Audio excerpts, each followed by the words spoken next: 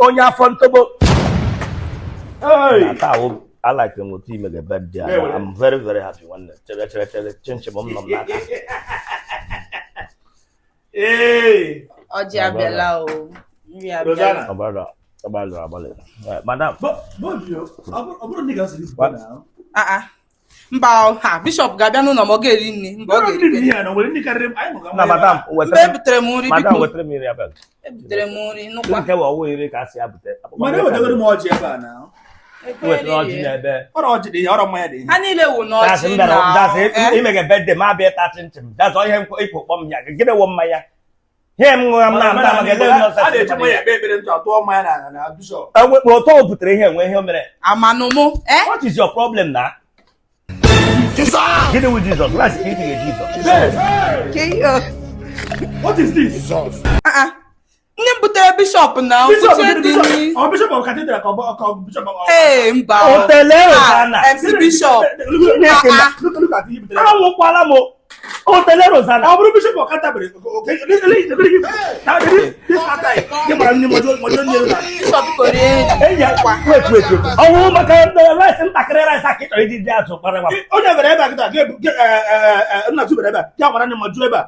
Kazi na baka gbara ndị mọjụ ebe a. This MC waba. Aga m enyezi my visitors. Aga m enye nri na Jesus Christ of Nazareth. Rice gịnị 110,000 ebe a. Look at. Hey baby. Wait. No, we here calculate gram here. Maka rice kiji I'm talking to you. Wara ya gbaga gị. Because somebody na your house. Atakwana m gị ọhịa afọ ji asaga gị.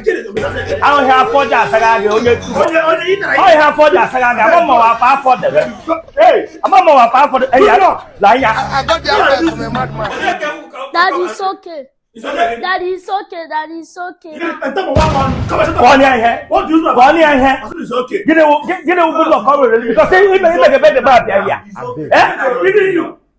Even you. No, even you. The time is okay. No, I don't blame you. Iwo people. Laya, Chineke ga gbaga ọkụ take it time. Madam, carry the food.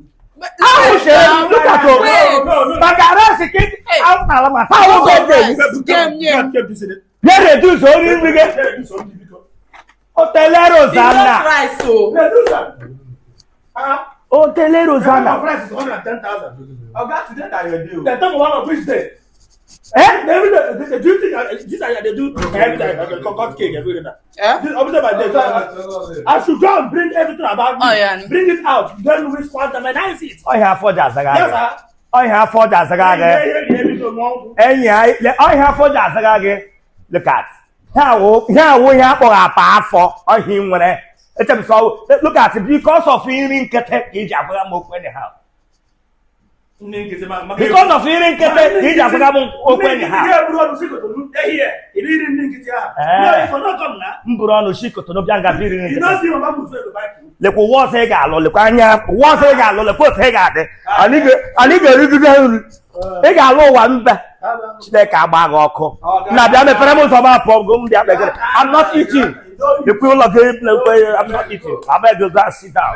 Nonsense. Come on, don't ever. Let me tell you, don't. I won't come to. Like come here, no working here. Don't ever try me next time. Today I walk. Now my wife I blame. Dwarf. Iri now. Get another height. Papa man for the free cable. Drama for. Oh, I forget making way onye afọ ntobo na mama enwe kwere placenta afọ jizage amụ enwe